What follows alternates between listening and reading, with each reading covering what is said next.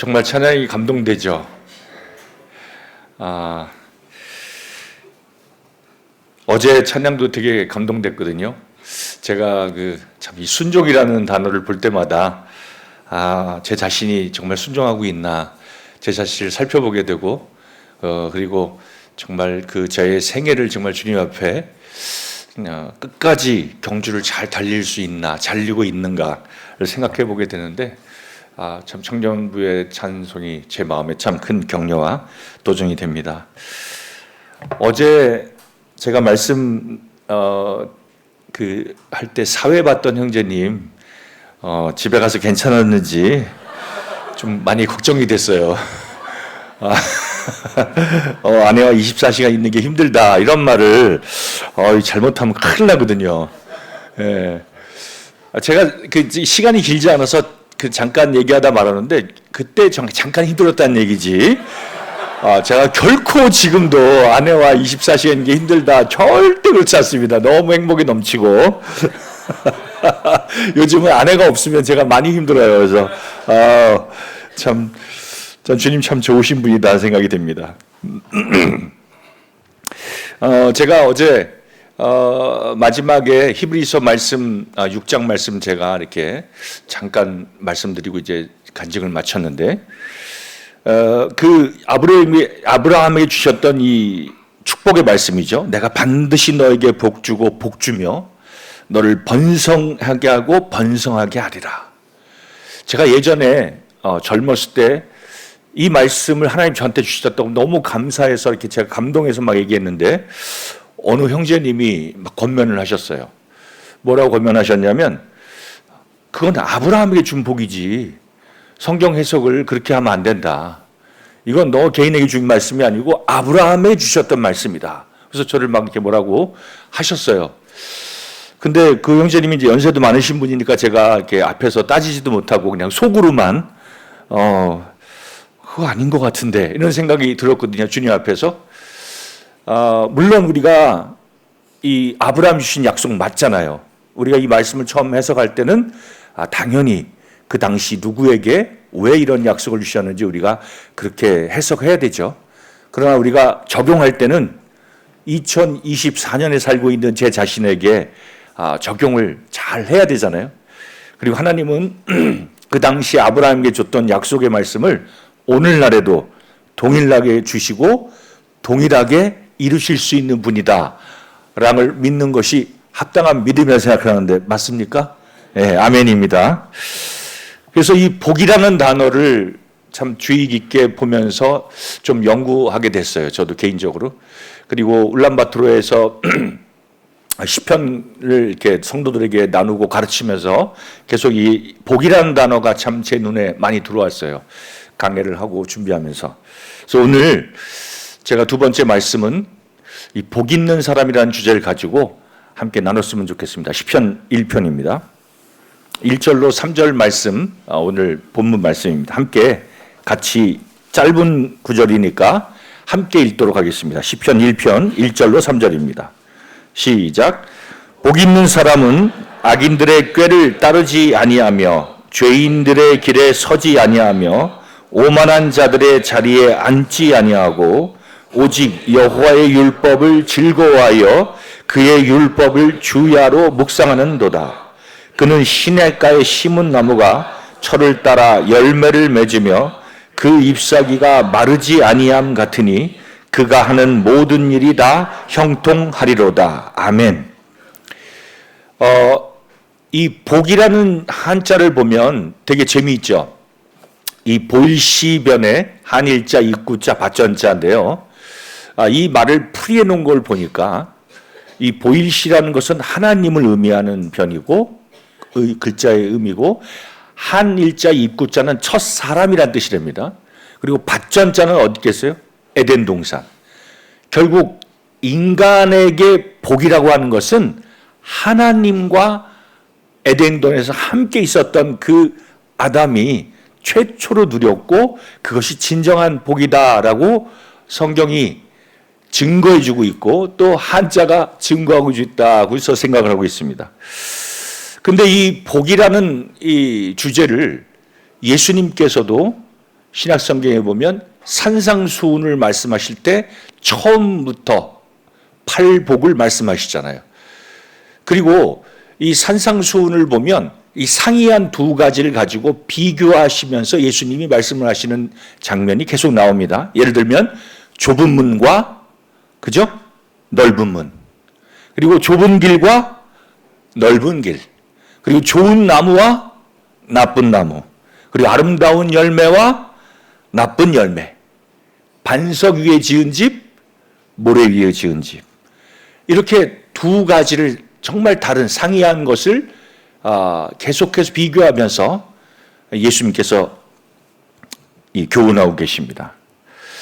마찬가지로 시편 1편을 보면 의인과 악인, 정말 상이한 두 가지를 놓고 하나님께서 비교해서 복 있는 자가 어떤지 알려주신 것 같습니다. 그래서 우리에게 이 두 가지 길이 있는데 우리의 선택에 따라서 정말 복 있는 사람이 될 것인지, 그렇지 않으면 그 인생의 결말에 있어서 정말 후회하고 그리고 왜 그렇게 인생을 살았는지 안타까워하면서 마무리를 하게 될 것인지 생각해 보면서 실제적으로 우리 성도들의 삶 속에서 내가 정말 복 있는 자로서의 삶, 그리고 내가 정말 풍성하고 열매를 맺는 삶이 되어지고 있는지 오늘 이 시간을 통해서 한번 함께 생각해 보는 시간을 갖도록 했으면 좋겠습니다.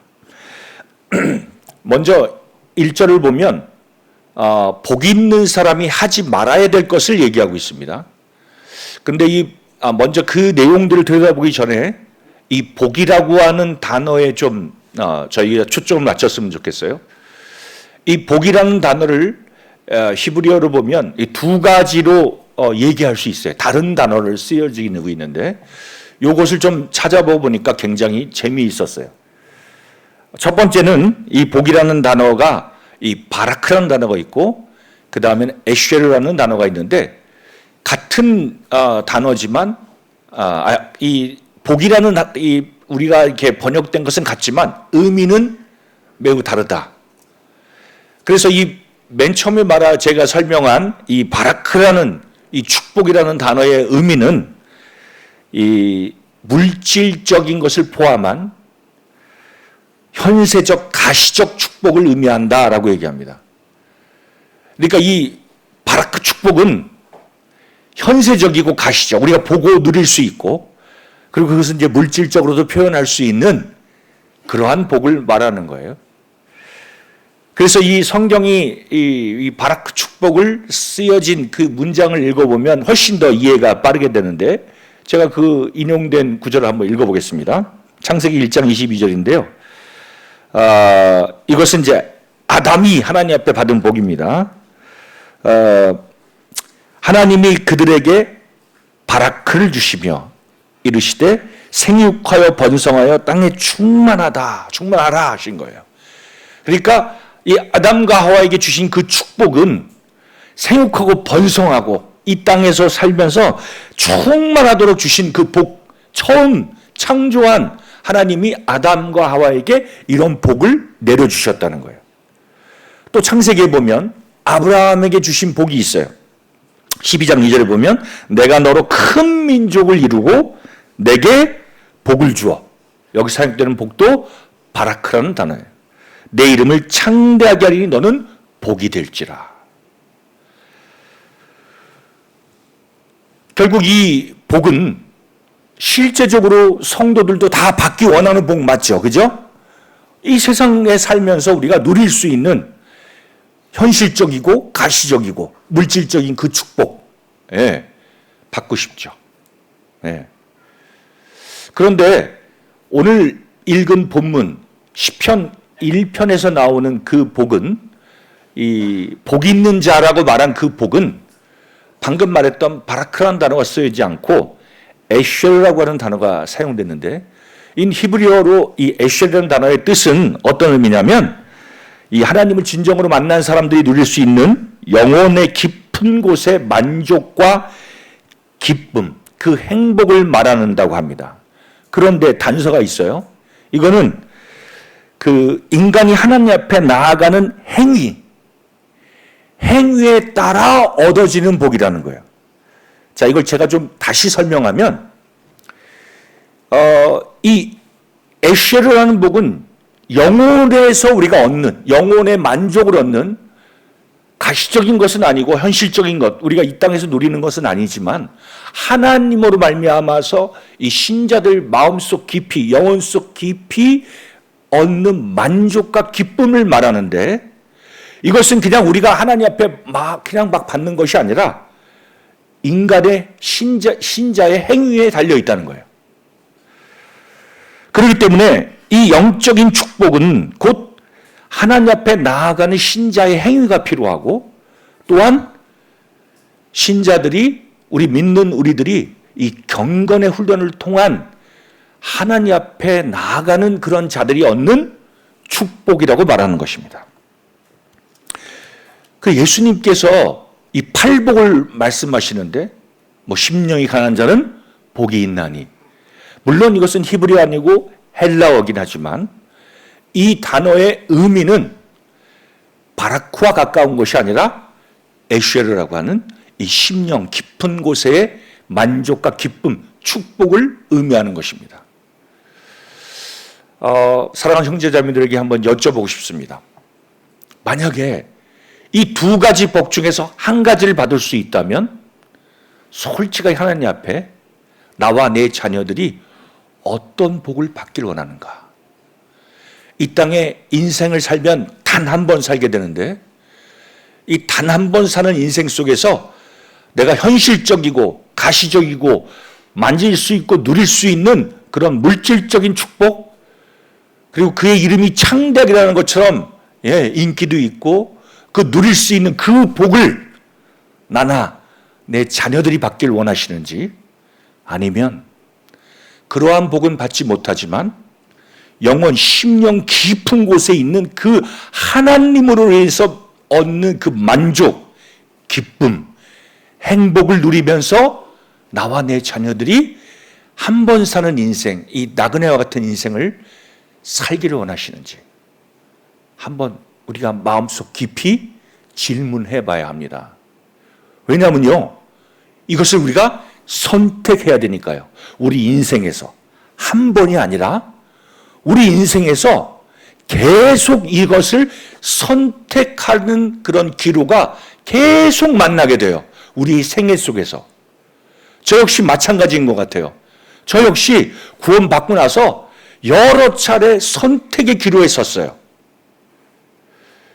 실제로 제가 기억나는 적이 있는데, 결혼하고 나서 이제 아이들이 3명 됐어요. 줄줄이 저는 이렇게 막 연년생으로 거의 이렇게 애들 셋을 낳는데, 어느 날 이제 제가, 주님이 이제 과천으로 이사 가게 했어요.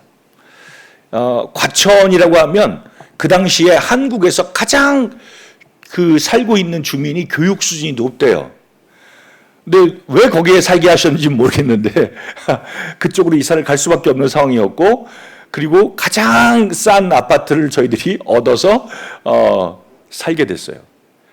그런데 이제 그 주변에 있는 사람들은 너무나 이게 우리하고 수준이 안 맞게 더 높으신 분들이었어요. 근데 이제 아내가 그 주변 이웃들하고 만나면 실제로 그분들은 막 유치원 때부터 자녀들을 어떻게 교육할지를 다 플랜을 갖고 있는 분들이에요. 그 엄마들이. 네. 그러니까 그냥 아이들을 그냥 다 그때부터 그냥 어떻게 뭘 가르치고 뭘 해야 나중에 얘네들이 대학을 들어갈 때 어떻게, 이런 계획들을 다 갖고 계신 분들이에요. 그러니까 저희 아내가 그런 거 원래 별로 신경도 안 쓰는 사람이었는데, 이웃들하고 만나니까 어느 날 제가 집에 들어갔더니 아내가 저를 앉혀놓더니 막 이제 들었던 플랜을 막 얘기하는 거죠. 내가, 여보 왜 그래? 그래서 제가 갑자기 이제 아내한테 아내가 막 저를 막 이렇게 시쳇말로 바가지를 긁는 것처럼 막 우리 이러면 안 돼요. 막 이런 얘기를 하기 위해서, 여보 정신 차려. 예. 제가 막 그랬어요. 제 기억에 이제 아내가 교회에 이렇게 저희들이 시작할 때 다들 가난했는데, 저와 함께 비슷한 시기에 결혼한 한 쌍이 있었는데, 그 형제는 이제 대기업에 다녔어요. 물론 제가 그때 시작할 때는 그 형제보다도 더 많은 돈을 벌 수 있었던 사람이에요. 근데 저는 스타트할 때부터 주님 위해 살겠다 하고 결정했던 사람이라 정말 일을 많이 포기하고 있을 때였거든요. 근데 그 아내가 그 가정 아내하고 되게 절친이었어요. 집도 가까웠고 그러니까 거기 이제 아이들이 같이 이제 낳아서 키우니까 그 집에 갔다 오면 아내가 저한테 그러더라고요. 여보, 책 하나 삽시다. 무슨 책? 막 전집으로 막 쫙 그 집에 가니까 그냥 아이들이 보는 책들이 너무 이렇게 막 방에 책꽂이에 있다는 거예요. 그러면서 그 너무 부럽다고 그거 좀 사자 해서 여보, 우리 이제 그림 성경 동화 있으면 됐다. 제가 그런 책은 나중에 얘가 다 크면 또 볼 수 있으면 기회 주시면 주실 거다 했더니 아내가 이제 그때 다른 건 얘기 안 하는데 그 아이들이 책을 많이 읽었으면 좋겠다고 그렇게 하는 거였어. 필요하면 주님 주실 거야. 근데 제가 그때 이렇게 조금 힘들었어요, 마음이. 왜냐하면 같은 형제잖아요. 근데 이제 그 집에 갔다 오고 나서 그거 보고 사고 싶다고 하는데 못 사주니까 제가 그래서 돈을 좀 벌어야 되나 막 이런 생각도 제가 순간적으로 들기도 했는데, 근데 하나님이 너무 놀라운 것은요, 저희가 과천으로 이사를 딱 갔는데 아이들이 이제 글을 많이 읽을 때, 그때는 글도 잘 못 읽을 때야. 그 과천의 정보과학 도서관이라고요, 멋진 도서관이 우리 집 옆 동에 바로 들어찬 쓴 거예요. 그래서 저희 아이들이 걸어서 2분이에요, 그 도서관은. 그러니까 우리 아이들이 그 도서관에 있는 책들을 매일같이 빌려서 볼 수 있었어요. 그러니까 질리게 보게 하신 거예요, 책을. 네. 하나님 정말 놀라우신 분인 것 같다는 생각이 들었어요. 실제로 우리 자녀들이 어떻게 되길 원하십니까? 솔직하게 우리 생각해 봐야죠. 예. 좋은 대학 가고 또 좋은 헌처 만나서 결혼하고, 예. 좋은 직장 들어가고 좋은 집에 살고 그랬으면 좋겠잖아요. 근데 과연 그런 축복과 동시에 심령 깊은 하나님으로부터 오는 만족, 기쁨을 같이 누릴 수 있을까? 제가 이 얘기를 하는 건 예를 들어서 뭐 대기업을 다니시고 뭐 좋은 집에 사시는 분들은 심령 깊은 그 하나님의 축복을 못 누린다라고 결코 얘기하는 게 아닙니다. 만약에 둘 중에 하나를 선택해야 한다면 한번 우리가 생각해 봐야 될 문제라고 생각이 돼요. 여기에 보면 하지 말아야 될 게 있다고 해요. 그게 뭐죠? 3가지 동사가 나오죠. 따르다, 서다, 앉다. 그죠? 이렇게 말하는 동사들은 인간 삶의 근본적인 행위들을 말합니다. 우리는 무언가에 의해 쫓아서 행하기 마련이에요. 우리가 가지고 있는 그 가치관이라는 것도 결국 우리 속에서 나온 게 아니라 밖으로부터 들어와서 체계가 잡힌 것이 자기 가치관이에요. 이것은 모든 사람들이 다르죠. 자라온 환경이 다르고 배운 교육 수준이 다르고 그리고 언어도 다르고 뭐 나라가 다르면 각자 다 생각하는 가치관이 다르고 생각이 다 다르죠. 왜요? 밖으로부터 뭔가 들어왔는데 부모로부터 뭔가 배웠는데 그리고 그 나라와 민족의 특별한 것들이 그 마음에 들어와서 결국은 자리의 중심 잡고 있는 것이 가치관이잖아요. 저희 아이들은 실제로 일제 식민지를 경험하지 못한 아이들이에요. 저 역시 마찬가지고요. 근데 저희 두 아들이 희한하게도 독도 수비대를 군대로 갔다 왔어요.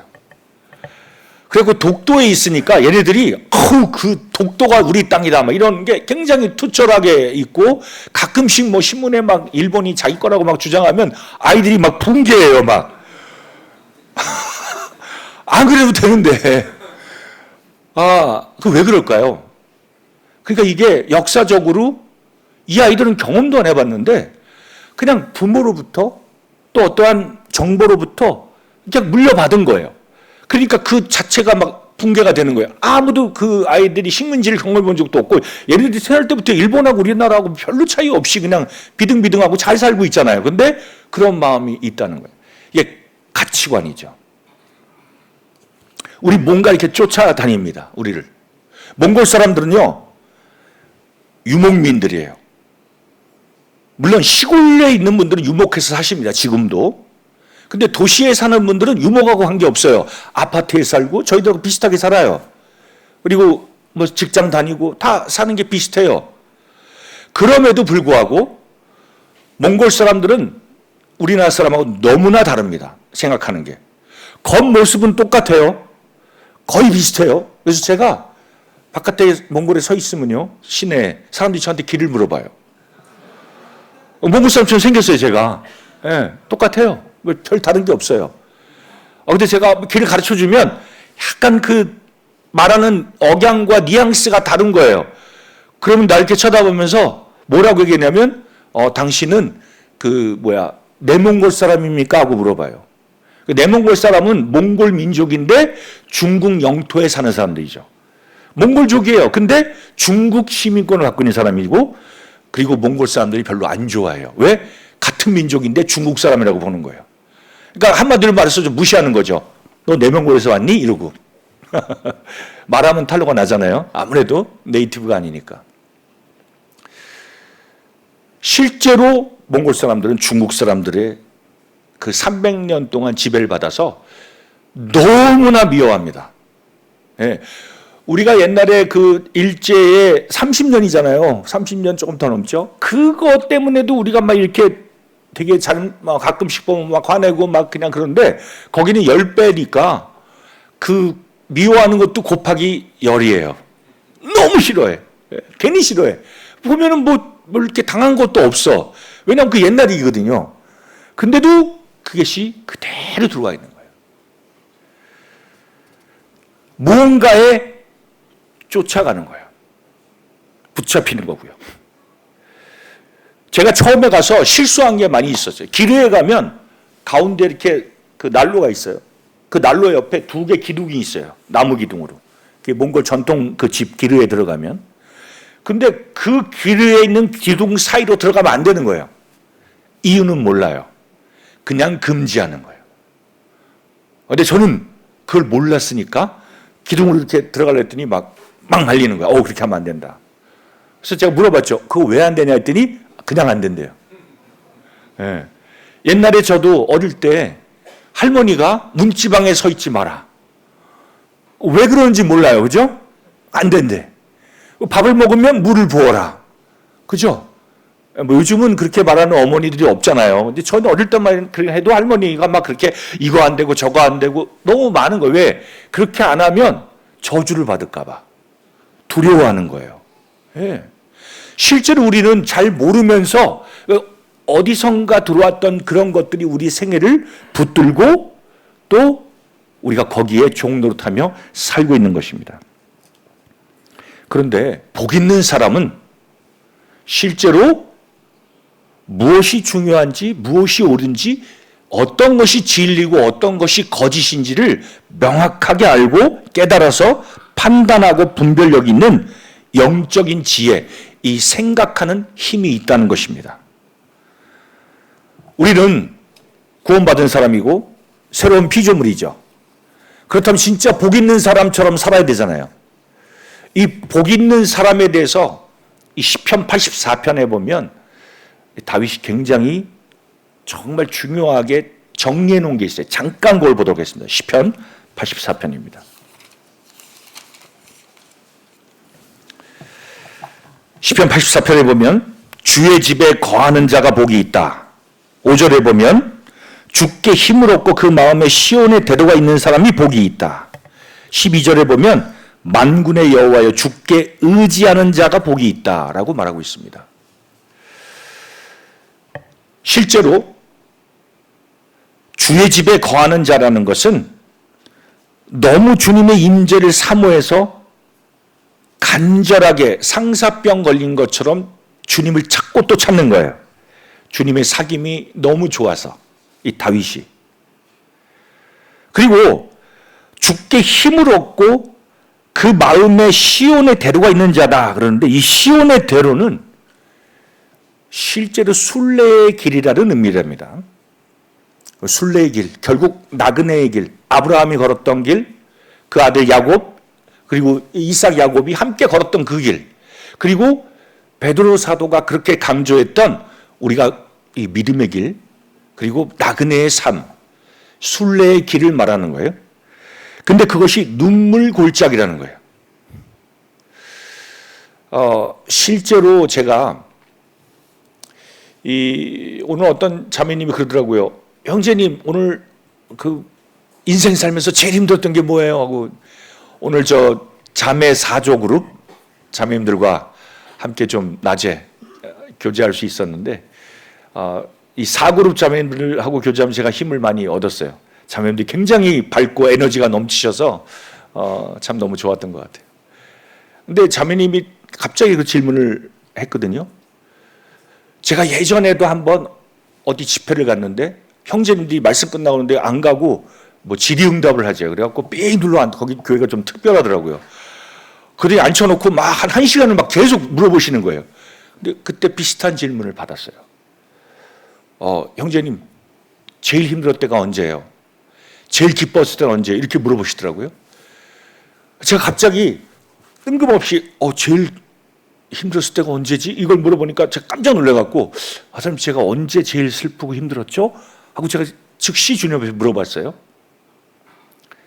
근데 그때 하나님이 저에게 가르쳐 주셨던 것은 뭐 환경이 어렵고 무슨 춥고 그리고 뭐 성도들과 떨어져 있고 뭐 돈이 없고 이게 아니었거든요. 제 인생에서 가만 보니까 가장 힘들었을 때는 정말 신뢰하고 함께 해야 되는 동역자로부터 그 신뢰를 잃어버렸을 때, 이 사람의 관계가 끊어졌을 때가 제일 힘들었어요. 실제로 저 몽골에서 동역하고 있는 그 몽골 이 동역하는 동역자 중에 한 명이 실제로 제가 말하지 않는 말을 이렇게 제가 막 이랬다 막 이러고 저에 대해서 굉장히 불편하게 생각하고 정말 어렵게 했어요. 거의 한 8년을.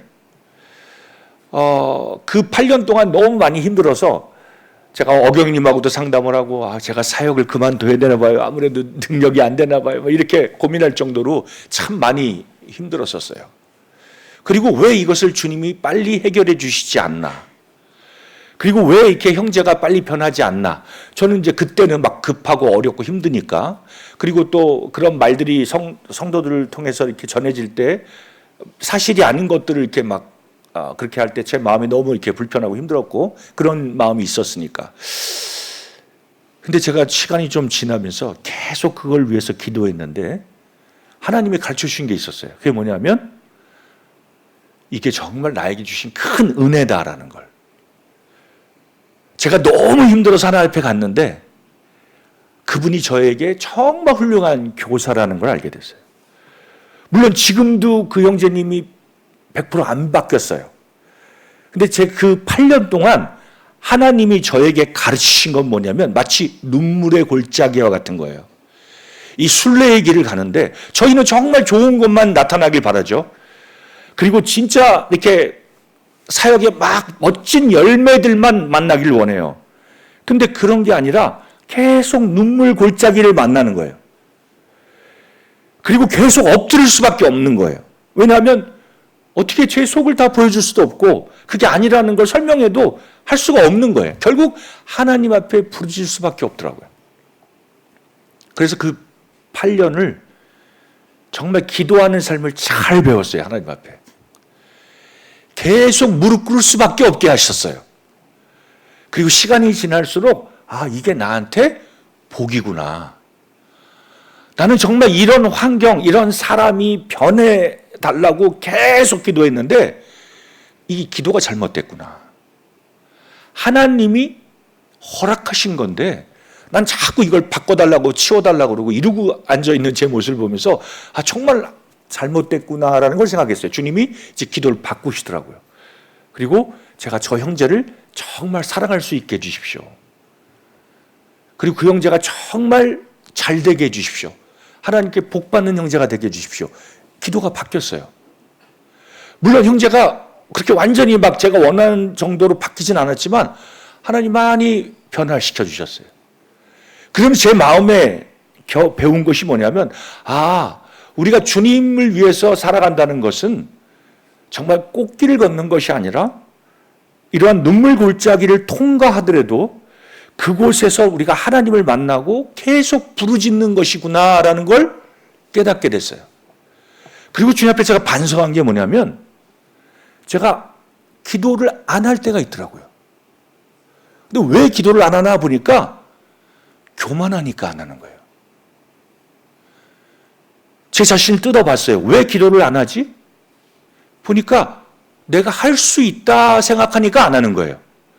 그리고 내 능력, 내 머리의 두뇌, 내 힘으로 가능하다 하고 제가 믿고 있는 거예요. 그러니까 기도를 안 하는 거예요.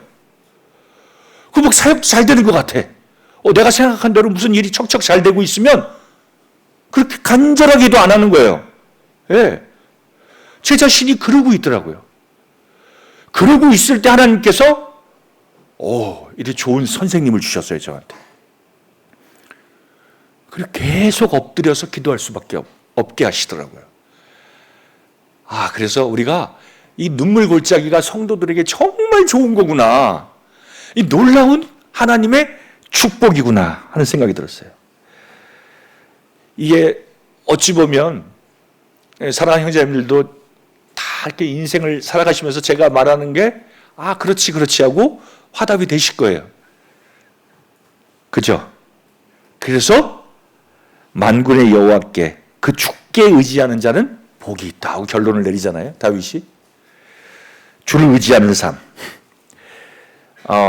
이 문지길이 있어도 좋다. 그런 얘기를 다윗이 합니다. 정말 문지길이 있어도 좋다.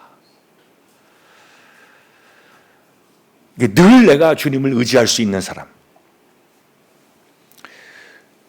제가 항상 그래서 주님 앞에 기도하는 게 이거예요. 주님, 제가 끝까지 하나님 의지하는 사람 되게 해주십시오. 제가 교만해서 내 능력이나 알량한 내가 한 경험들을 의지하는 사람이 아니라 끝까지 제가 주님 의지하고 주님 앞에 엎드리는 사람 되게 해주십시오라고 지금도 계속 기도를 해요. 근데 이런 것을 그 형제가 아니었으면 저는 도저히 배울 수 없었던 사람인 것 같아요. 그래서 제가 지금은 그 형제한테 너무 감사해요.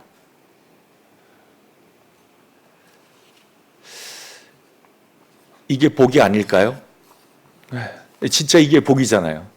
예. 그다음 두 번째 보니까 우리 복 있는 사람이 하지 말아야 될 것을 얘기하는 분 아니라 해야 할 만한 것을 얘기하고 있어요. 그죠?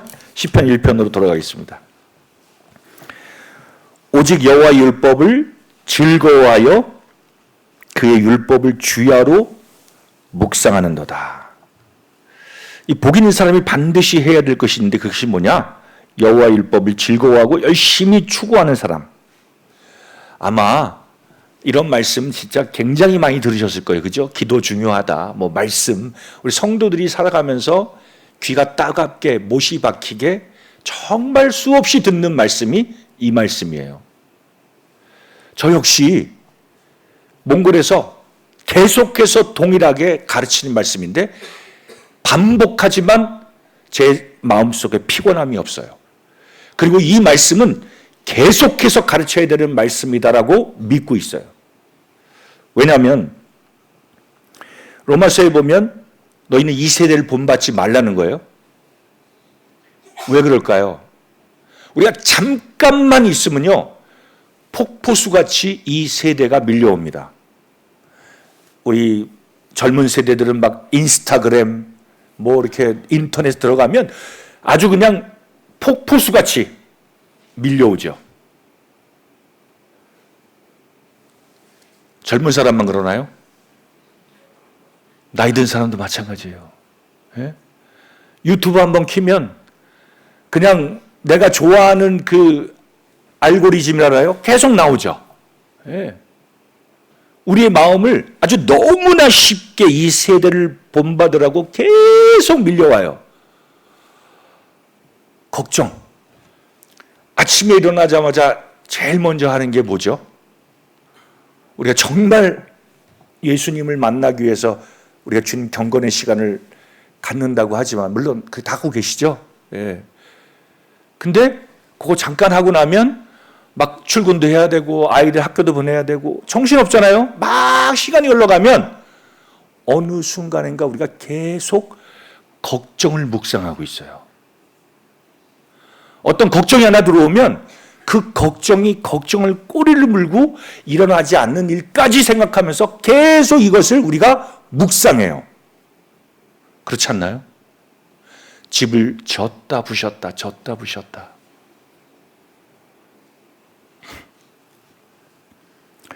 근데 성경은 뭐라고 얘기하냐면 이 세대를 본받지 말고 오직 마음을 새롭게 함으로 변화를 받으라고 합니다.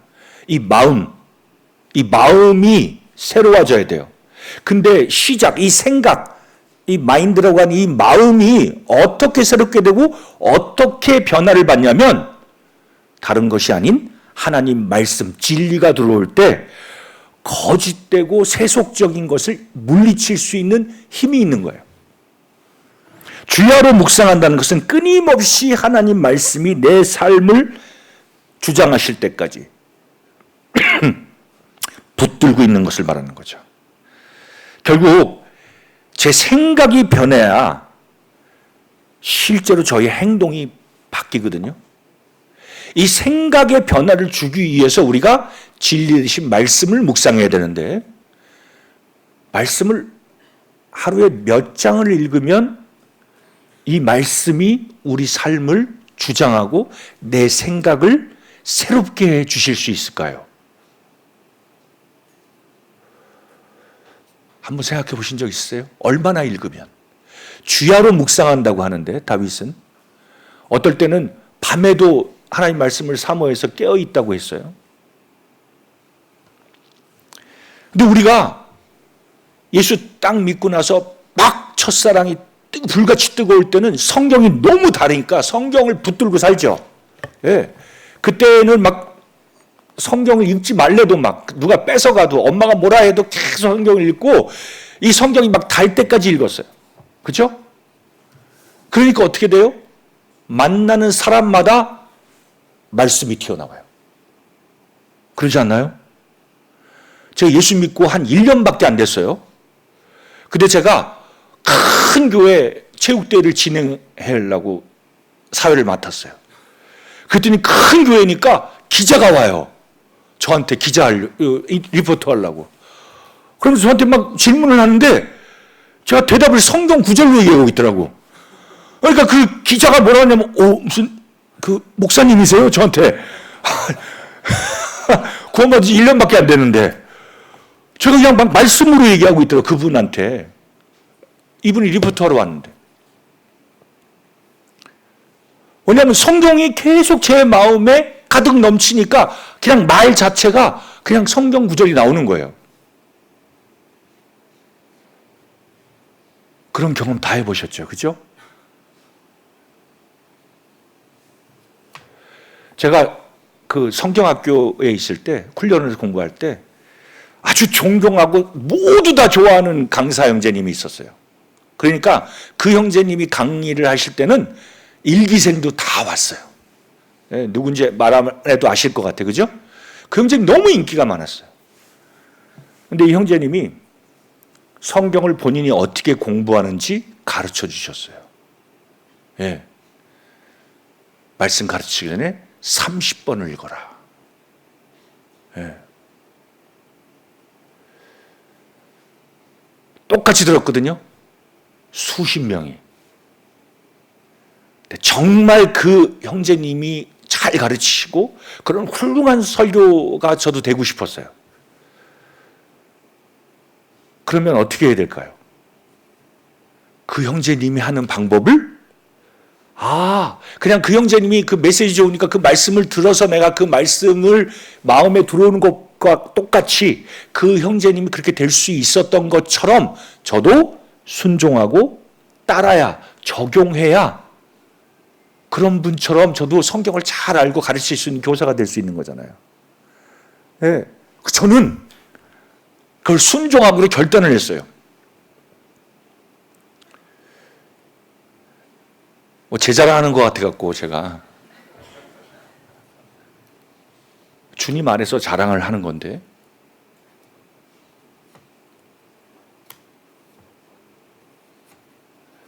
전 성경을 아무리 바빠도 1년에 한 6독은 합니다. 하루에 20장을 읽으면 1년에 6독을 할 수 있어요. 어떤 유명한 목사님이 있었는데 이분은 3년, 4년 동안 스케줄이, 설교 스케줄이 가득 차 있대요. 그래서 어떤 리포터가 물어봤대요. 당신은 그렇게 바쁜 그러한 스케줄을 어떻게 소화합니까? 그랬더니 전 세계로 말씀 전하러 가시는 분인데 이분이 뭐라고 대답했냐면 나는 너무 바빠서 매일 3시간씩 기도한다. 젊었을 때 제 마음에 충격과 도전이 됐어요. 아, 어떻게 이분이 이렇게 그 놀라운 하나님의 쓰임 받냐면 너무 바쁘니까 3시간씩 기도한다는 거예요. 그리고 예수님도 제자들에게 얘기할 때도 왜 우리들은 그렇게 예수님의 귀신을 못 쫓아냈어요? 했더니 주님 뭐라 그래요? 이건 기도 외에는 그런 요가 안 나간다고 지금 말씀하셨잖아요. 결국 그리스도인의 삶에서 기도와 말씀이 중요하다는 말을 수없이 귀에 못 박히게 듣는데 문제는 우리가 그렇게 적용하지 않는다는 거예요. 그렇게 살고 싶다는 말은 하는데 적용하지 않으니까 제 것이 안 되는 거예요.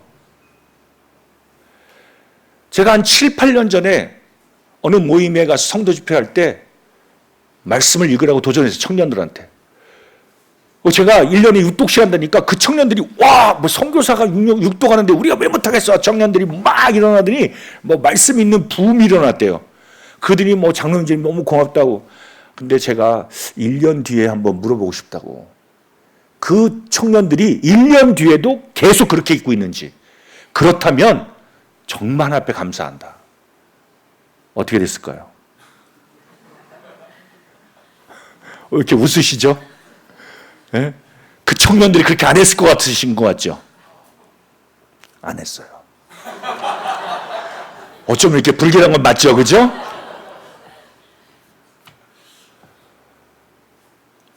우리가 정답을 모르는 게 아니라 우리가 적용하지 않기 때문에 순종하지 않기 때문에 복을 못 받는 거예요. 오늘 제가 에셀이라는 복을 얘기했잖아요. 인간의 행위에 결부되어 있어요. 깊이.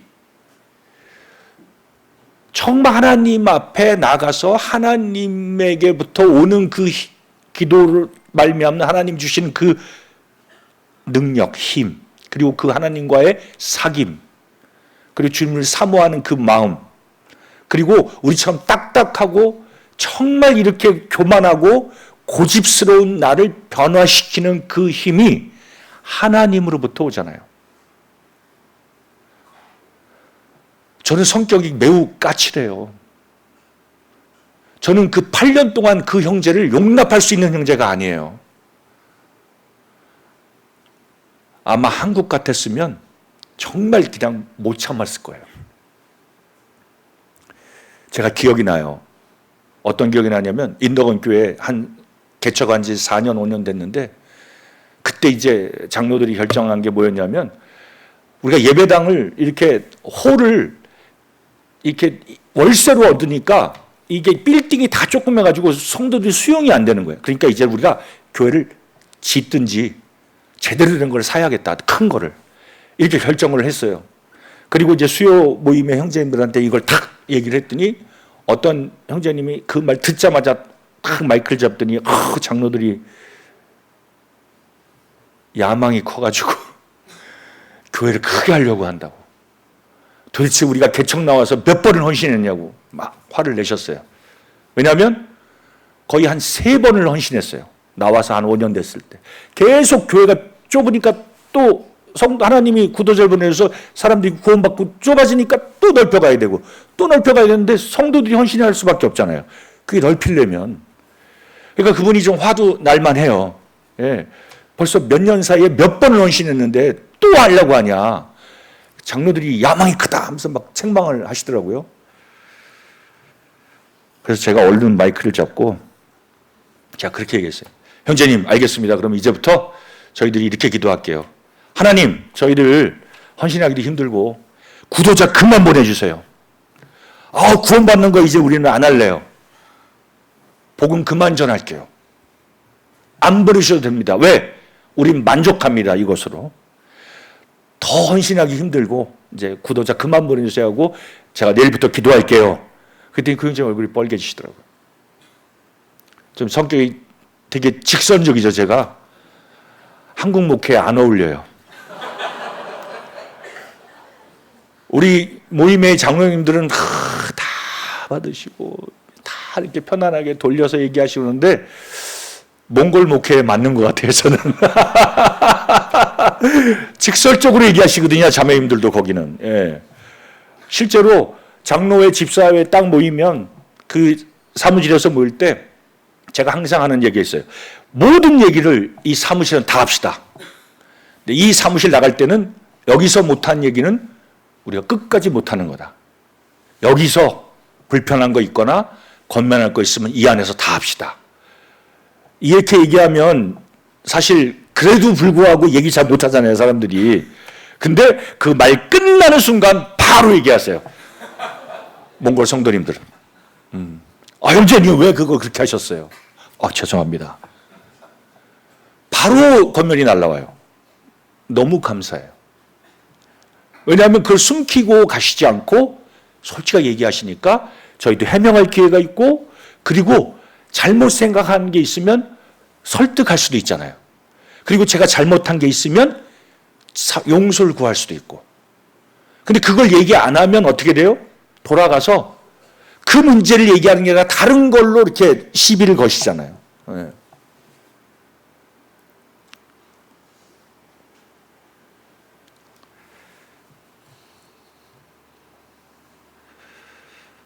우리가 이 로마서에서 보면 변화라고 하는데 변화를 좋아하나요, 사람들이?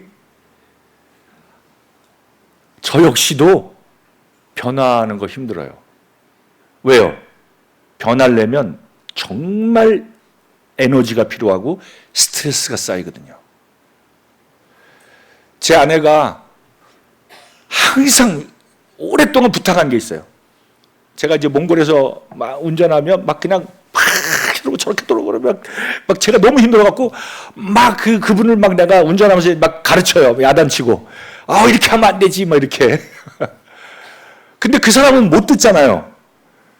그럼 차 안에 아내가 앉았으면 아내가 듣는 거예요, 그거를. 제가 아내한테 신경 내는 게 아닌데 그 껴드는 사람한테 제가 뭐라고 하는 건데 그렇다고 제가 뭐 창문 열고 그 사람한테 막 이렇게 얘기하는 건 아니죠. 그러나 제가 운전대에서 제가 말하는 게 아내가 들으니까 너무 고통스러운 거잖아요. 힘들고.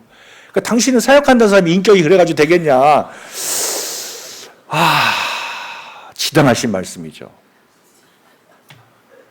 근데 이게 잘 안 변하는 거예요. 처음에 그런 지적을 들으면 어때요, 남자들이?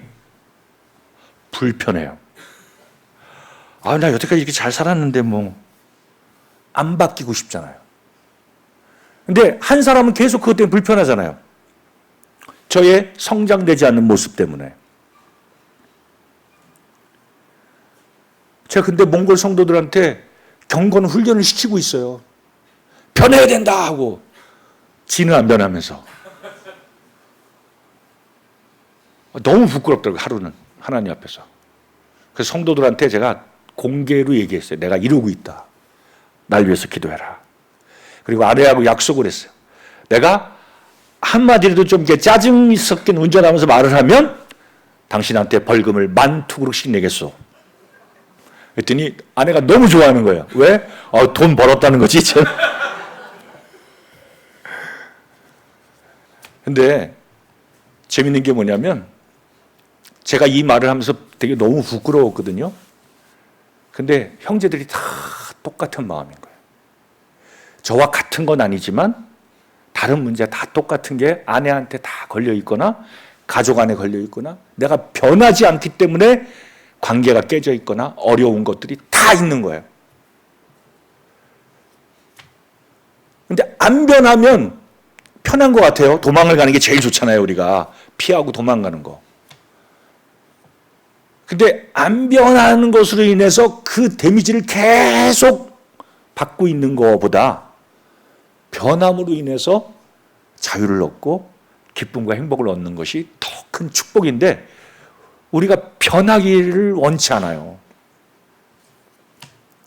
그렇죠.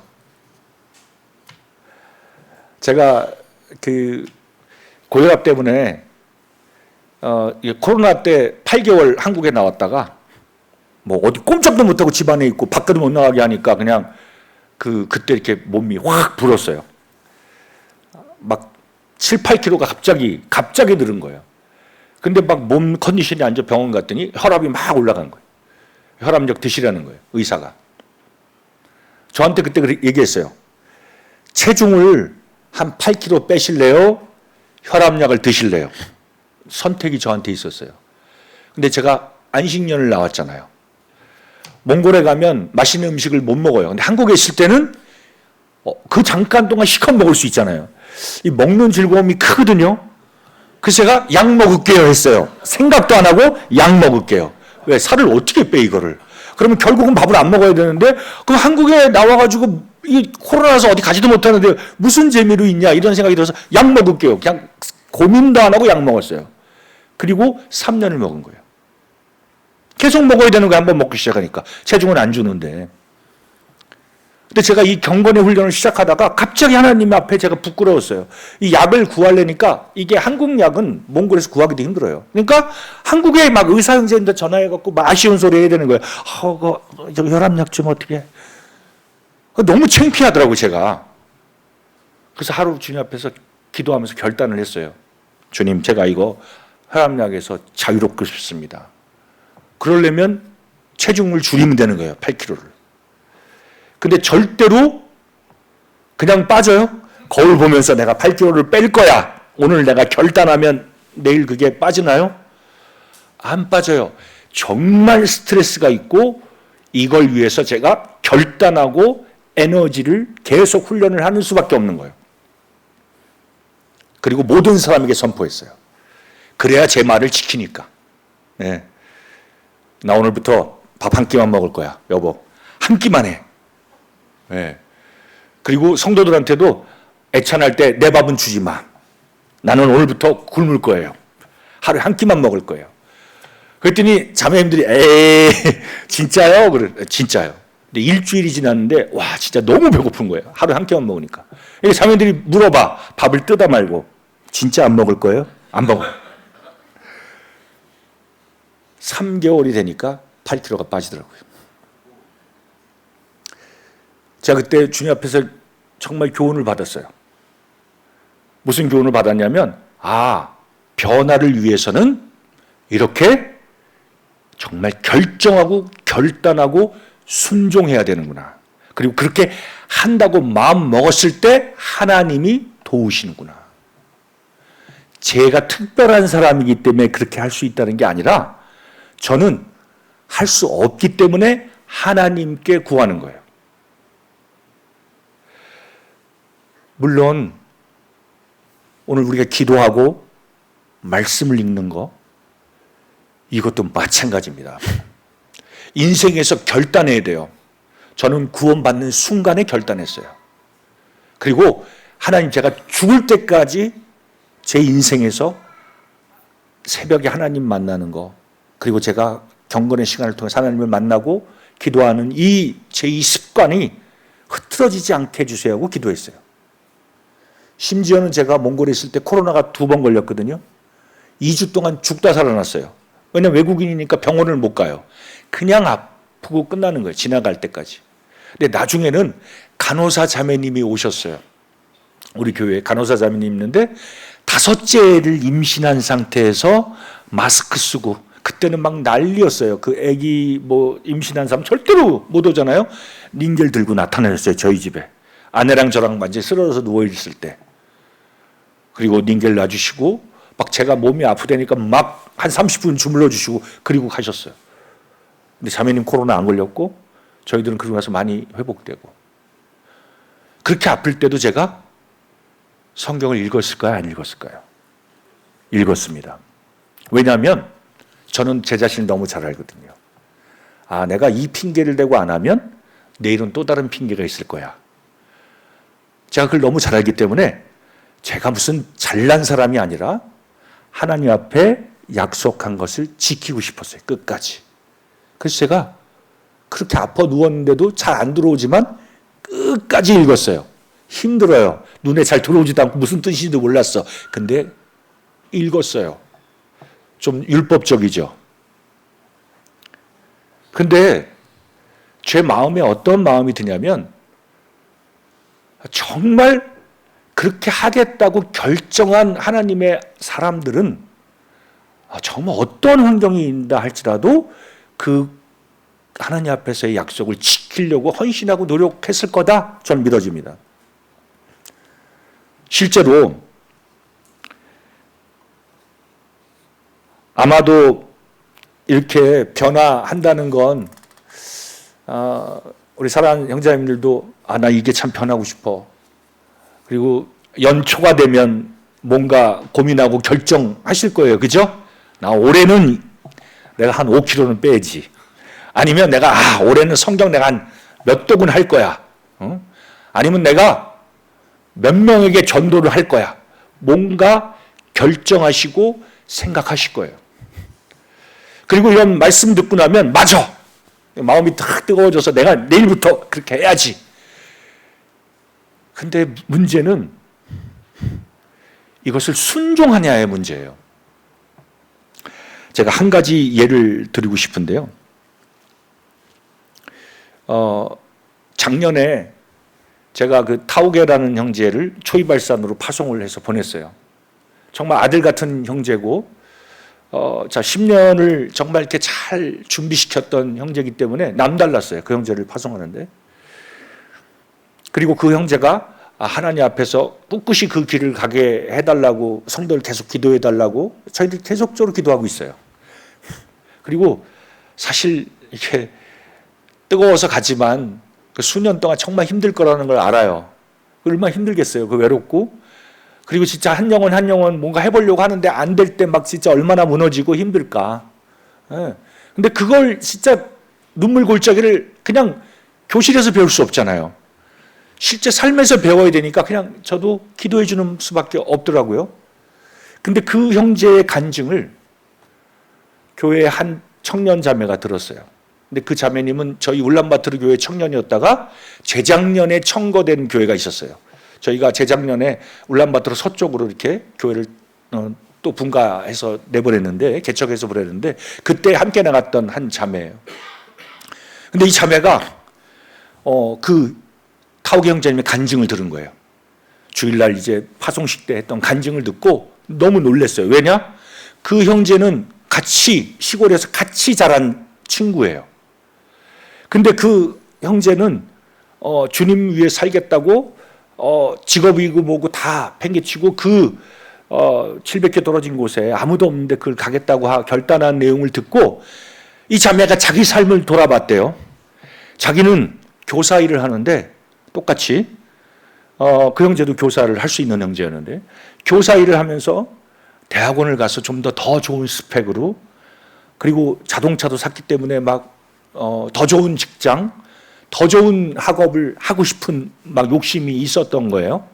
근데 자매가 이 친구의 간증을 듣고 충격을 받았어요.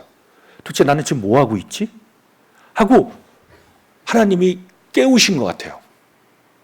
그리고 제가 뭐 특별히 물어보지도 않았는데 저희 집에 왔다가 이걸 막 간증하는 거예요. 자기 얘기를. 그리고 막 그 얘기를 나누면서 뭐라고 하냐. 내가 너무 놀랍다. 자매가 그렇게 주님 위해 산다고 하니까 너무 기쁘다. 제가 그랬어요. 그러니까 뭐라고 얘기를 했냐면, 형제님, 그랬더니 제 마음이 그렇게 주님 앞에 향해서 가니까 주님이 생각나게 한 게 있어요. 그러더라고요. 그게 뭐니? 하고 물어봤더니 3년 전에 울란바토르 교회에 있을 때 한 형제가 이 자매하고 결혼하고 싶다고 했었어요. 근데 그 형제는 초등학교 2학년까지가 학업을 하고 마친 거예요. 글도 잘 모르는 형제였어요. 그리고 건강이 별로 안 좋아요. 이 뇌에 양성 종양이 있어요. 제가 한국의 그 식은 CT 자료도 보여드렸더니 아주 애매한 자리, 막 중요한 혈관이 지난 자리이기 때문에 악성 종양은 아닌데 이걸 떼기가 힘들다는 거예요. 몽골에서는 못 뗄 거라는 거예요. 한국에서도 이걸 수술해도 깨끗이 떼기가 힘들다는 거예요. 그 부위가 힘들고. 그분이 3년 전 그리고 그때 찍은 사진을 비교하면서 이게 커지지 않았으니까 무리하지 않고 그냥 사는 게 좋겠다. 그리고 정기적으로 이렇게 CT를 찍어보고 문제가 있는지 봤으면 좋겠다. 무리하지 않는 직업을 갔으면 좋겠다. 이런 거예요. 그러니까 형제가 교육도 별로 없으니까 일하는 게 뭐 이렇게 막 힘든 일도 못하고 하니까 사실 직업이 변변치 않았기 때문에 제가 그 형제가 이제 구원받고 할 일이 별로 없어서 제가 예전에 게스트하우스 사역을 할 때 그 문지기를 시켰어요. 예. 그러니까 청소하고 문지기 일을 하는 그 일을 했던 형제님인데 3년 전에 그 자매님한테 결혼하고 싶다고 이렇게 저희한테 얘기했기 때문에 자매한테 기도해보라고 얘기했던 거예요. 이 자매님은 대학 졸업하고 교사에다가 자가용 운전도 하고 아주 미래가 창창한 자매인데 형제는 사실 별 볼 일 없죠. 그걸로 따지면. 겉으로 보이는 스펙을 볼 땐. 근데 형제는 참 충성스러운 형제예요. 주님 위에 살고 싶은 형제였어요. 근데 그때 3년 전에 제가 이런 얘기를 하니까 듣자마자 이렇게 고개를 저었더라고요. 제가 자매님 기도해보고 얘기해라. 그래서 2달 뒤에 물어봤더니 역시 싫다고 주님 말씀 주신 거 없다고 오케이 하고 이제 그 형제한테 자매님이 주님 주신 말씀이 없는 것 같다. 포기해라. 이렇게 했었거든요. 근데 그 3년이 지난 뒤에 이 자매가 하나님이 자기 마음을 회복시키고 나서는 그 형제 생각을 하게 하셨다는 거예요. 그래서 형제님 제가 기도해 볼게요 하고 먼저 얘기했어요. 물어보지도 않았는데 그래? 기도해봐. 근데 제가 단서를 얘기했어요. 뭐라고 얘기했냐면 자매 지금 너무 간증이 좋긴 한데 지금 현재 자매가 변한 건 아무것도 없어. 제가 한 얘기는 그거예요. 자매 마음을 하나님이 감동하시긴 했지만 자매 삶에 변한 건 하나도 없어. 왜? 자매가 그거에 맞는 결정과 적용, 순종한 것이 아직은 없는 거야. 그냥 마음만 뜨거워졌고 자기도 그렇게 살고 싶다는 마음만 든 거고 그 형제하고 결혼해 볼까 하는 마음만 든 거지 그 어떤 것도 결정한 바가 없는 거예요. 그래서 정말 기도해봐라. 그리고 몇 개월을 저도 정말 그 형제와 자매를 위해서 기도했는데 한 몇 개월이 지났어요. 그리고 자매를 제가 만나서 같은 교회가 아니니까 또 우연히 만날 교회가 있어서 자매 어떻게 기도 좀 해봤어요 했더니 형제님 제가 너무 바빠갖고요 잘 기도를 못했어요. 근데 얼굴 보니까 그전 같지 않은 거예요. 그 전에 막 감동받은 얼굴이 아니에요. 이제 제가 너무 바쁘고요 직장도 뭐 옮겼고 막 이러는 거예요. 제 마음이 자꾸 덜컹하더라고요. 이거 안 되겠구나. 그래도 어떻게 해요? 그래도 다시 한번 기도해봐. 자매 바빠도 기도를 주님 앞에 계속 해야지 했더니 네 했어요. 또 몇 개월 또 지났어요. 어땠을까요?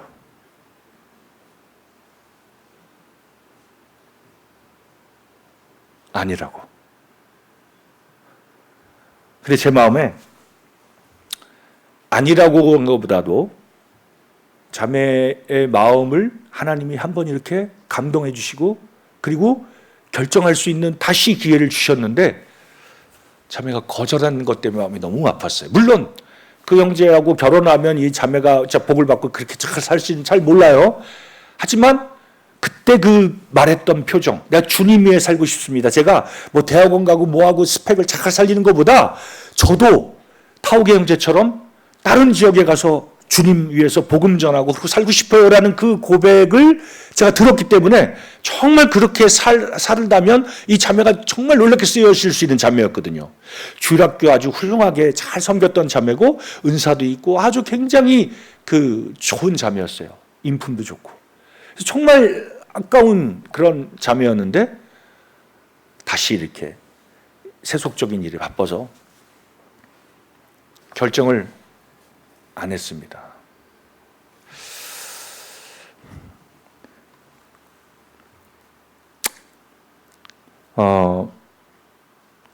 3절에 보면 그는 시냇가에 심은 나무가 철 따라 열매를 맺으며 그 잎사귀가 마르지 않은 것 같으니 그가 하는 모든 일이 다 형통하리로다. 결국 이 열매 맺는 삶 그리고 이 복 있는 사람의 삶은 실제적으로 내가 감동받고 그렇게 살 거야 라고 말하는 게 아니라 실제로 적용하고 그렇게 살 때에 이러한 놀라운 축복을 받는다고 믿습니다. 아멘입니까? 맞습니다. 하나 제가 적용 질문하고 마치려고 하는데요. 디모데후서 2장 2절에 보면 충성된 사람에게 라고 바울 사도가 얘기합니다. 디모데에게. 충성된 사람에게 네가 배운 거 다 가르치라는 거예요. 그러면 그 사람들이 또 다른 사람을 가르칠 수 있을 거다. 제자 배가의 원리잖아요. 제가 오늘 오면서 그 울산 시내 스타벅스 신도시에 있는 걸 봤어요. 와, 이건 제가 안양에서 보던 거하고 차원이 다르더라고요. 엄청 커요. 야, 무슨 스타벅스가 무슨 엄청 큰 빌딩에 딱 자리를 잡는 걸 봤어요.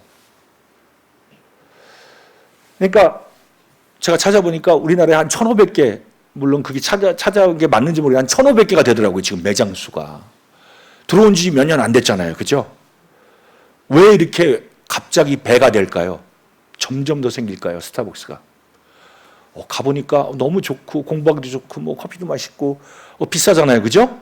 근데 주차하기도 좋고 막 그냥 별별 이유들이 많이 있죠. 우리가 그걸 다 될 수 있어요. 근데 결국 그 스타벅스라고 하는 그 정신이 결국 그걸 하고 있는 그 사업하는 사람의 그 마음이 그 사람들의 마음을 찾아가고 두드리고 결국은 사람들의 마음을 감동을 줘서 고객들을 끌어오고 그리고 그것이 점점 배가 되게 하는 거잖아요. 그죠? 그런데 우리에게도 동일하게 주님께서 똑같은 초대교회 때 받았던 그 사도들이 받았던 제자들이 받았던 성령을 동일하게 주셨고 그들이 읽었던 오히려 그들보다 더 우리는 완전한 66권의 성경책을 가지고 있고 그리고 지금 핍박 없이 얼마든지 모일 수 있는 사랑하는 지역 교회가 있어요. 그리고 하나님은 우리에게 이 배가 하라는 거예요. 누구에게? 디모데나 바울처럼 그게 유명한 그 주님 부르신 사역자들에게 하신 명령일까요? 제가 주님이 저에게 몇 년 전부터 계속 저에게 하신 말씀이 있어요. 수영아, 네가 네 은사를 따라 교회를 섬기고 그리고 더 많은 사람이 구원받고 더 많은 사람이 신앙이 성숙해서 자라는 것도 좋은 일이지만 네가 해야 될 일은 성도를 온전하게 하는 거야. 그리고 성도들이 하나님의 일을 하게 하는 거야. 일꾼을 준비시켜야지. 충성된 사람을 준비시키면 나중에 제가 없더라도 그 충성된 사람이 그 배운 것을 다른 사람에게 가르칠 수 있지 않니? 바톤을 넘겨야 될 준비를 해야 되지 않겠니? 그 몇 년 전부터 주님이 계속 제 마음에 부담을 주셨어요. 그리고 그 일을 하고 있어요, 지금. 예. 자, 주님이 그 타옥의 형제를 보내면서 10년 동안 잘 준비한 한 형제가 교회를 이루더라고요. 결국 우리가 이 배가를 해야 되는데 실제로 예배당 너무 멋있게 이렇게 리모델링 했잖아요. 그죠? 울산 중부 모임. 그리고 또 제가 또 들었어요. 여기 집을 딱 사가지고 이제 다 주일학교 막 그냥 다음 세대를 위해서 와, 저도 막 감동이 됐어요. 아, 주님이 일하시는구나. 근데 제가 이번에 와서 지역교회를 보니까 사역자들이 너무 열심히 일하고 있는 거예요. 몇몇 사역자들이 힘에 진하게. 근데 제가 몽골에서 지금 계속 얘기하고 있는 주님 가르쳐 주신 게 뭐냐면 몇몇 사역자들이 복음을 열심히 전하는 것 말고 모든 사람에게 하나님이 복음을 전하게 하셨다는 거예요. 그게 바울이나 디모데에게 준 명령이 아니라 우리에게, 나에게 주신 거예요. 배가 하라는 건. 결국 여기 계신 형제님, 자매님이 동일하게 내가 가진 은사로 내가 가지고 있는 물질, 내가 가지고 있는 그 시간을 주님을 위해서 나와 동일한 제자 하나를 배가한다면 한 명이 2명 되죠. 그죠? 계산을 해보면 그냥 하나님이 주신 그 방법은 너무 놀라운 거예요. 그냥 하나가 둘이 되고 둘이 셋 되는 게 아니라 하나가 둘 됐으면 둘이 넷 되는 거예요. 그다음 넷이 몇이 돼요? 16이 되는 거예요. 그래서 배가가 되는 거예요. 그러니까 초대교회의 그 적은 수가 그 당시에 정말 그 수많은 지역에 가서 교회를 세우고 수많은 제자들을 얻을 수 있었던 방법이 바로 이 배가라는 거예요. 그리고 충분히 우리 사랑하는 형제자매님들은 그 일을 할 수 있을 만큼 배우셨고 또 그 일을 할 수 있는 능력이 있으신 거예요. 어떤 사역자가 하는 게 아니라 내가. 만약에 올해가 가기 전에 정말 하나님 앞에 무릎 꿇고 기도하고 주님, 제가 한 명을 꼭 저와 똑같은 제자를 하나 낳고 싶어요 라고 기도하시면 하나님이 안 주실까요? 아마 내년에는 교회가 좁아질 거예요. 왜요? 우리 자매님 옆에 누군가 한 명이 새로 구원받고 더해져야 되니까. 그러면 울산 중부의 성도의 숫자가 내년에 곱하기 2가 되는 거예요. 갑자기. 가슴이 뜨거워지지 않습니까? 근데 우리가 그거는 몇몇 사역자들이 하는 일이다라고 생각하는 순간 저희들은 그 하나님이 부르신 부르심과 그리고 그 열정에서 갑자기 물러나는 거예요. 우리 생각이 변화되어야 된다고 했죠. 그죠? 우리가 복 있는 사람이 바로 오늘 두 가지 하지 말아야 될 것, 그죠? 그리고 해야 될 것. 결국 우리가 주님 앞에서 우리의 생각 자체가 잘못된 것이 변화되어야 된다. 여태까지 어떻게 살아오셨는지가 중요한 게 아니고 하나님이 진리, 하나님 말씀에서 무엇을 말씀하신지를 보고 순종하는 사람에게 복을 주실 겁니다. 무엇을 통해서 즐거워하시고 또 인생의 마지막까지 우리가 달려가겠어요. 결국 주와 복음을 위해서 살아야 우리에게 열매가 풍성해지는 건데 제 마음속에 간절히 기도하는 건 오늘 청년부도 참 너무 멋있는 찬송도 해주시고 그리고 청년부가 너무너무 이렇게 아름다워 보이더라고요. 꼭 자기 옆에 한 사람을 배가하는 그런 청년들이 되기를 정말 원합니다. 그리고 그 청년이 또 새로운 청년이 다른 청년들을 불러오고 그런 하나님의 그 배가 되는 놀라운 역사가 울산 중부에 정말 복받는 교회, 복받는 개인이 되기를 진정 소원합니다. 함께 기도하겠습니다. 주님 감사합니다.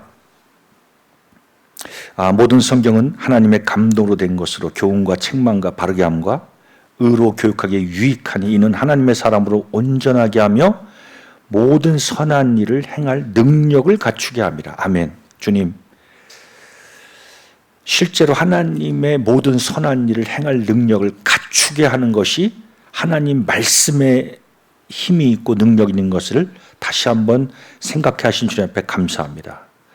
이 놀라운 하나님의 능력이 결국 하나님 앞에 기도로 그리고 하나님 앞에 우리가 그 존전에 나아갈 때 하나님부터 부어지는 그 힘으로 그 지혜로 그 능력으로 우리가 모든 것을 감당할 수 있는 것을 다시 한번 생각하게 하신 것을 감사합니다. 주님, 저희가 정말 변화되길 소원합니다. 이 세상에서 안정되게 그리고 타협하며 사는 사람들이 아니라 정말 우리가 한 번 사는 인생에서 주님 기뻐하시고 주님 저희에게 주시려고 하는 그 진정한 복, 저희 영혼의 참다운 만족과 기쁨으로 넘치는 그런 복스러운 자가 될 수 있도록 사랑하는 형제님들을 축복해 주시고 저희들을 축복해 주시옵소서. 그래서 정말 이 복이 우리에게만 멈춰 있는 것이 아니라 다른 사람에게 정말 흘러갈 수 있도록 우리의 마음을 일깨워 주시고 우리가 그러한 사람이 될 수 있도록 변화하도록 결정하게 하시고 순종하게 해서 복받도록 주님이 인도해 주시옵소서. 주님 앞에 참 감사를 드리며 귀하신 예수님 이름으로 감사하며 기도드렸습니다. 아멘.